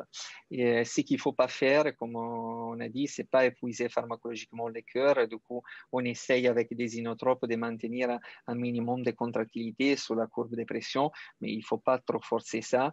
Et accepter la défaillance d'organes, c'est un point très intéressant parce que, par exemple, la défaillance rénale, c'est quelque chose qu'on peut traiter, surtout avec une dialyse sur ECMO, c'est pas trop difficile et il ne faut pas épuiser les reins avec des doses immondes de l'Azélix. Il faut accepter qu'il y a des organes qu'on peut compenser et on est censé de les faire. Comme je vous disais tout à l'heure, toujours suivre les guidelines. Quand on a commencé à faire l'ECMO, les guidelines, ils ne parlaient presque pas d'assistance. Aujourd'hui, vous voyez sur un cardiogénique choc, qu'est-ce qu'il faut faire si on arrive à traiter les malades avec thérapie médicale, tant mieux. Si on n'arrive pas, assistance directe et on va vers la greffe. Ça, c'est pour vous. On vient à parler justement de la pose d'ECMO en CRP, c'est-à-dire en réanimation cardiopulmonaire. Vous voyez, en réanimation standard, les premières 15 minutes, la réanimation, elle va plutôt bien. Ça, c'est les morts et là, c'est les survécus. Et plus on passe le temps, vous voyez là, 45 minutes, on n'a pas de survivors. Par contre, la réanimation aidée par l'ECMO, vous voyez que même à 45 minutes, 1 heure, on a quand même des malades qu'on arrive à sauver. Vous voyez là, même au bout d'1 heure et demie, on arrive avec un bon massage, avec une bonne perfusion d'organes. Et je vous conseille de mettre des NIRS quand vous commencez en réanimation. Ça prend 30 secondes à poser des NIRS, mais ça peut vous guider sur l'efficacité de votre réanimation cardiopulmonaire. Et là, un autre papier que justement, il n'y a pas qui vous conseille, là, il n'y a pas ça va sans dire qu'en réanimation avec l'ECMO à côté, c'est des réanimations justement intra-hospitalières. Ils ont un outcome 1000 fois mieux que la réanimation sans ECMO. On parle justement d'héparine, que c'est encore les médicaments qu'on utilise pour anticoaguler les ECMO. Vous voyez, c'est une molécule qui s'attache un peu partout sur l'endothélium, et s'attache au macrophage, et s'attache à n'importe quelle protéine présente.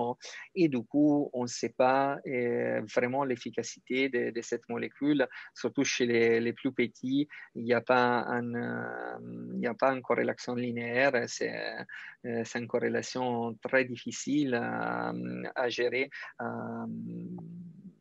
entre clinique et nécessité d'anticoagulation du malade. Du coup, il y a des centres qui utilisent les TCK. Nous, on est plutôt sur les dosages de l'anti-DISA. Il y a des centres qui font encore l'ACT, que c'est l'Activated Clotting Time, que c'est à nouveau un point of care présent dans tous les blocs de chirurgie cardiaque. Nous, on vise plutôt 50 000 plaquettes pour prévenir les épisodes hémorragiques, un TP qui doit être correct et un fibrinogène chez nous, normalement 1,5, on est content de maintenir un fibrinogène 1,5 g par litre. Et parler d'anticoagulation dans les contextes ECMO, comme je vous disais, il faut accepter qu'on n'a pas la bonne molécule pour traiter cette malade, qu'on n'a pas les bons moyens de doser l'anticoagulation et que les contacts du sang avec toute la tuyauterie et surtout la tuyauterie aussi, elle est traitée par héparine, ça peut afficher notre test. Du coup, là, c'est un survey qu'ils ont fait, qu'ils ont publié en 2013. Ils ont demandé à 121 centres qu'est-ce qu'ils faisaient chez eux. Du coup, c'est quoi la dose minimale d'héparine? La plupart des gens, ils ont répondu même 0. Là, à la question, vous avez une limite supérieure pour les dosages d'héparine. La plupart, il a répondu no upper limit, c'est-à-dire on monte jusqu'au nécessaire. Et vous voyez, la plupart d'eux, les 90%, ils n'ont jamais utilisé d'autres anticoagulants.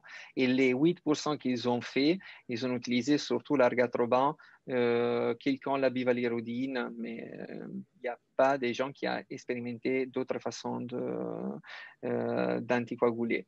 Là, un papier d'Andropoulos, qui c'est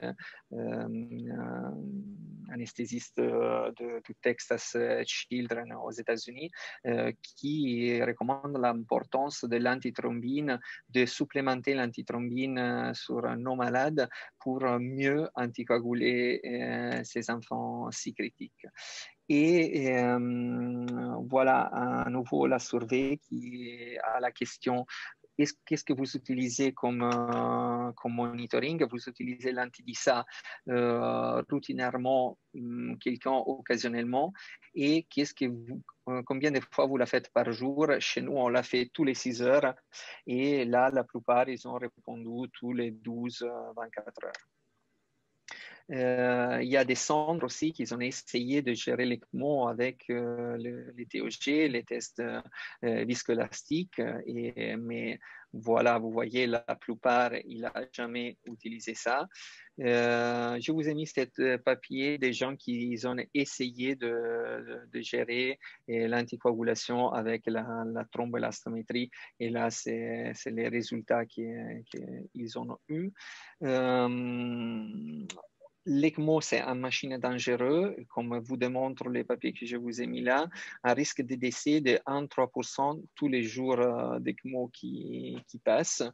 Et les événements hémorragiques sont à la base de la plupart des décès. On peut avoir une partie d'AVC qui vont être ischémiques et qui font finalement une conversion hémorragique derrière. Et les facteurs qui sont associés au saignement. C'est comme vous voyez là, c'est surtout des saignements au niveau cérébral. Et sur l'analyse multivariée de cette étude, ils ont vu que les hémorragies qui sont associées à une surmortalité quand on est assisté à un ECMO. Du coup, pour conduire pendant les jours d'assistance, il faut toujours être en normovolémie, même si parfois on est amené à remplir la machine parce que parfois la tuyauterie tape et du coup on n'a pas un précharge suffisant. Du coup, éviter l'hémodémission. Il faut éviter le syndrome de fuite capillaire que chez les nouveau-nés, on a tout le temps. Les premières 24-48 heures d'assistance, on a plutôt des bébés Michelin qui ont une fuite capillaire très, très importante, des édèmes dans le troisième espace énormes, mais c'est quelque chose qu'au bout dans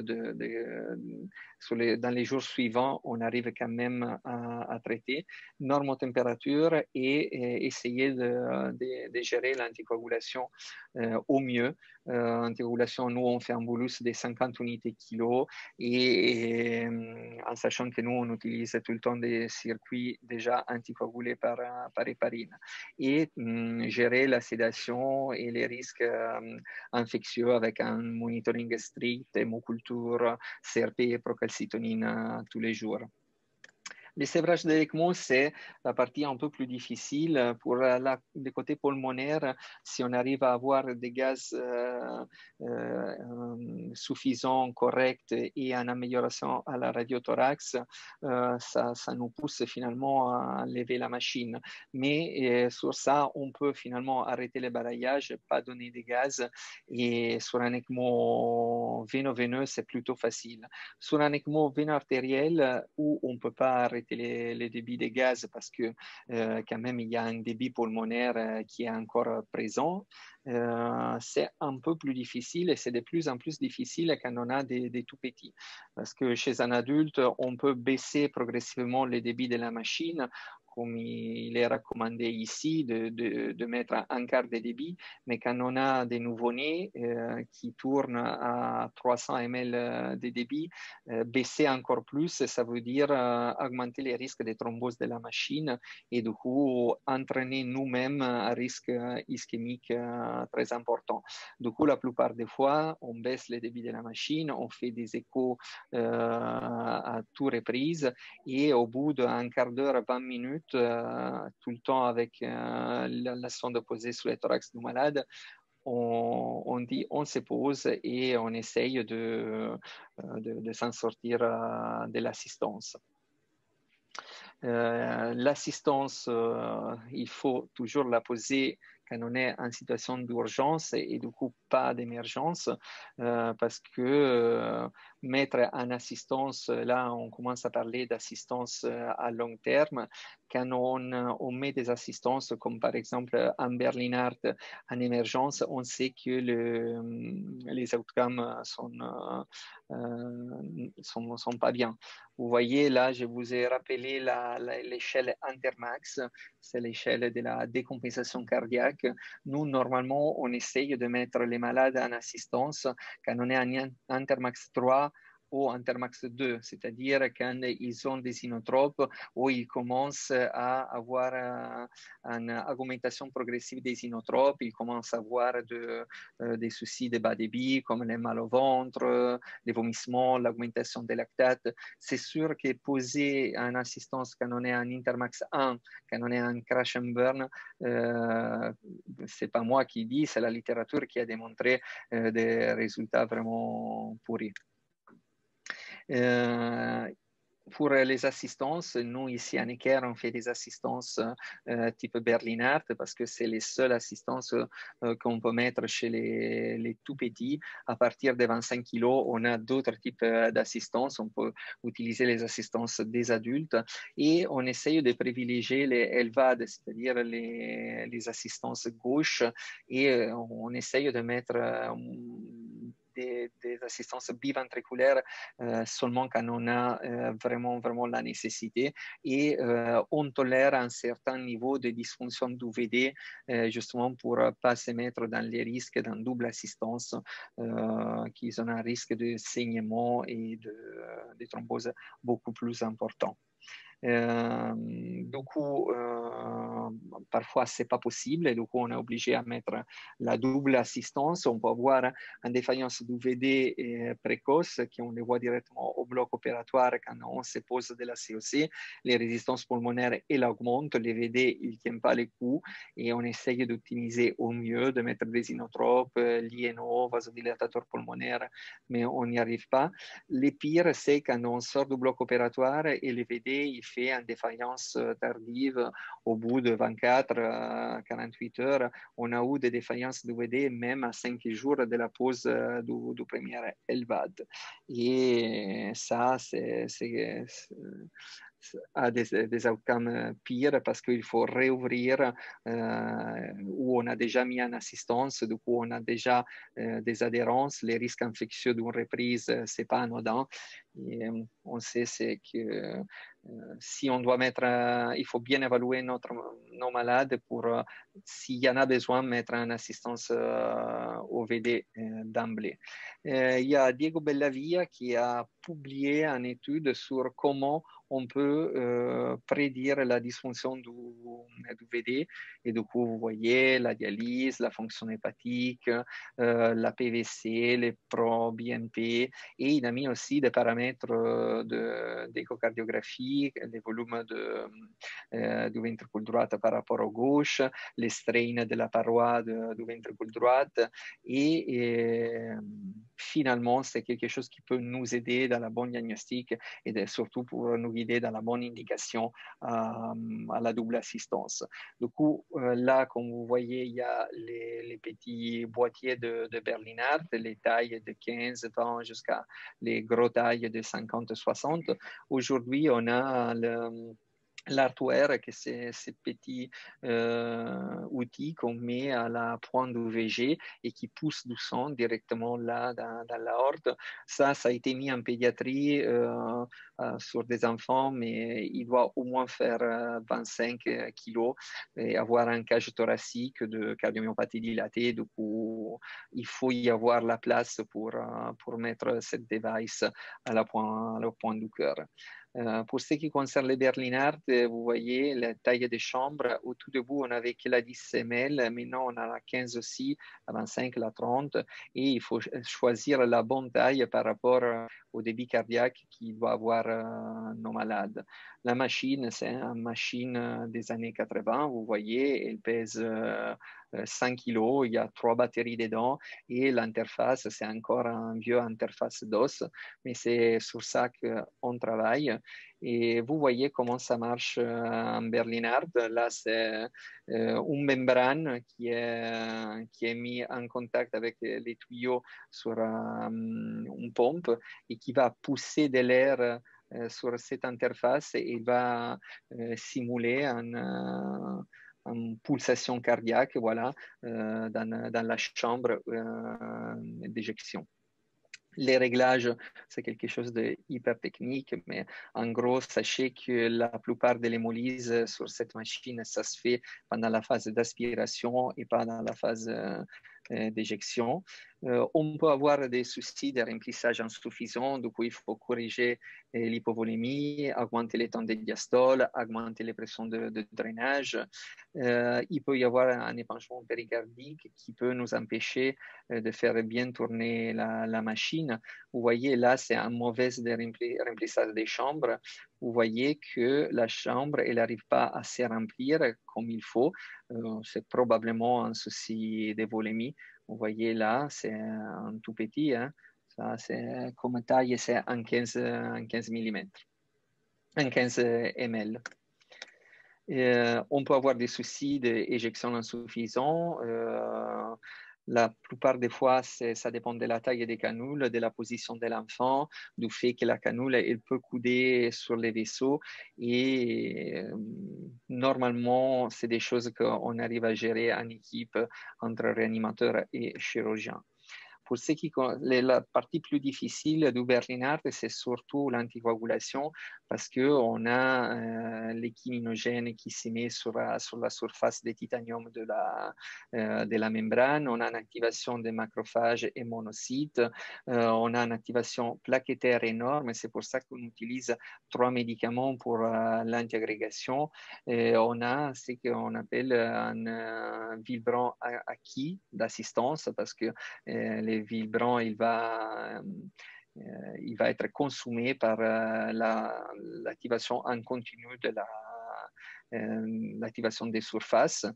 Et du coup, maîtriser l'hémostase dans ces contextes, c'est vraiment, vraiment hyper compliqué. Et j'ai repris un peu ce qui font les autres centres, les centres qui font plus d'assistance comme Boston, Stanford en Californie et Rome. Et vous voyez, la plupart des gens, ils gèrent l'anticoagulation avec un monitoring anti-DISA et la partie antiagrégation plaquettaire avec 2 voire 3 médicaments.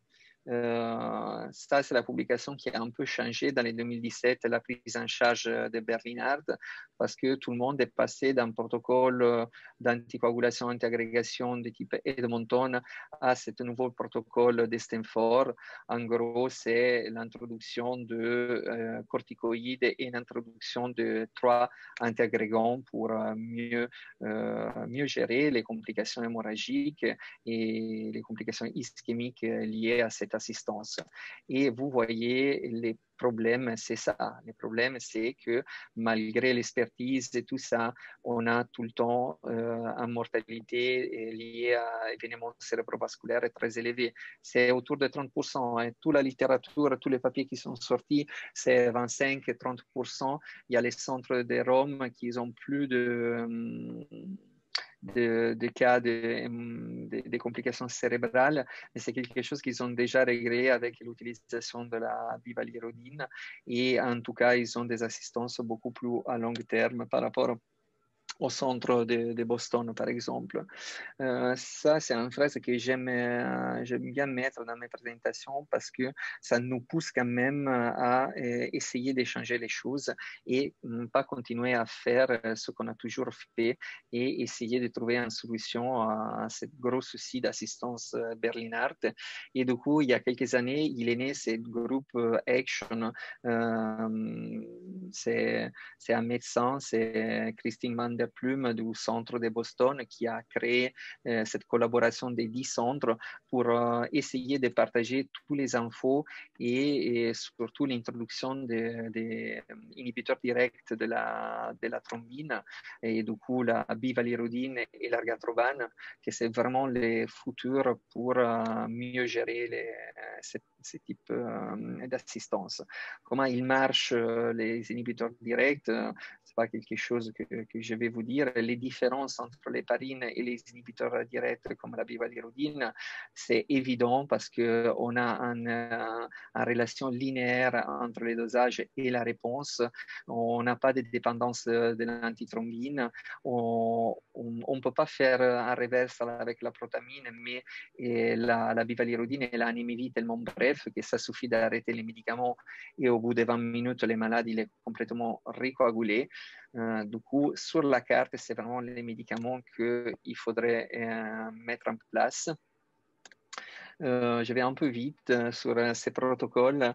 Ce qu'on fait nous, c'est encore faire de l'héparine et utiliser les 3 antiagrégants, aspirine, clopidogrel et dipéridamol, cet antiagrégant qui est beaucoup aimé par les neurologues et que nous encore on utilise. Vous voyez comme on est arrivé du protocole d'Egmonton, qu'on avait pas mal de strokes et de saignements. Avec les nouveaux protocoles de Stanford, on a baissé et avec l'utilisation d'inhibiteurs directs de la thrombine, vous voyez, on a énormément baissé les risques de saignement et surtout la thrombose du boîtier, que c'est un autre des gros soucis qu'on a quand on fait Berlin Art. Les plaquettes, ça c'est un autre outil pour monitorer l'intégration plaquettaire. C'est le Verify Now, c'est un outil qui est présent dans les salles de cathétérisme.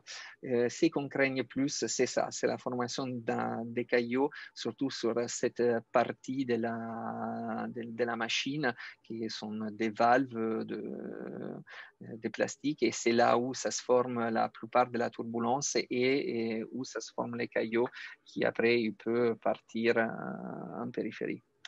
Et je vous ai mis aussi deux slides sur l'hardware parce que c'est l'autre assistance qu'on met en pédiatrie. Moi, je n'ai pas du tout d'expérience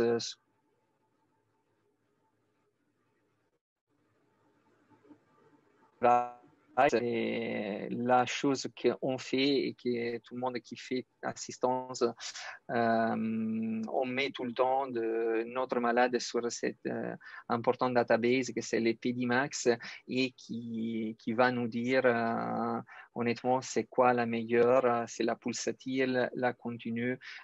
Aujourd'hui, on n'a pas encore les données pour définir la meilleure assistance. Là, on a les deuxièmes reports du PediMax qui a divisé par âge et par diagnostic.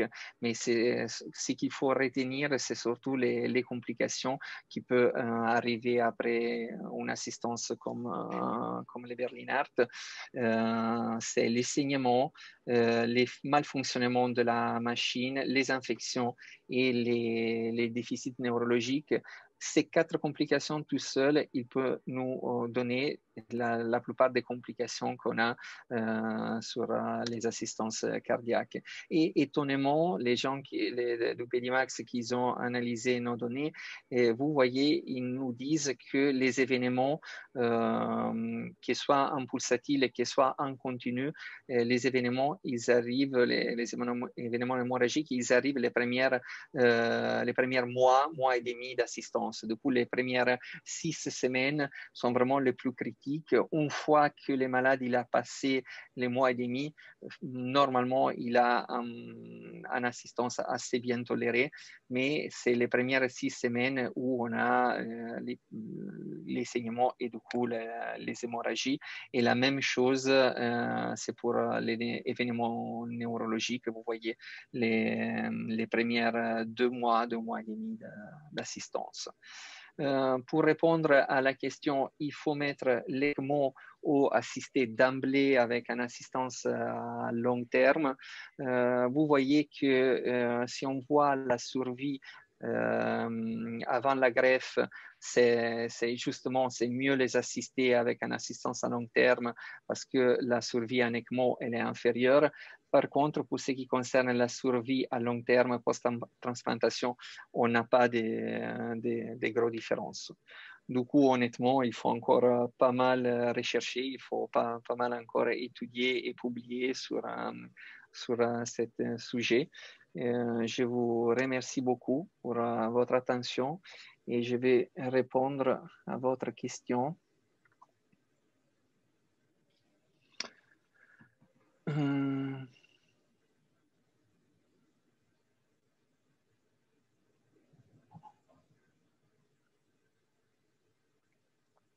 Est-ce que vous avez des questions par rapport à cette présentation ou même à l'autre? Si vous voulez prendre la parole ou m'écrire sur la chat.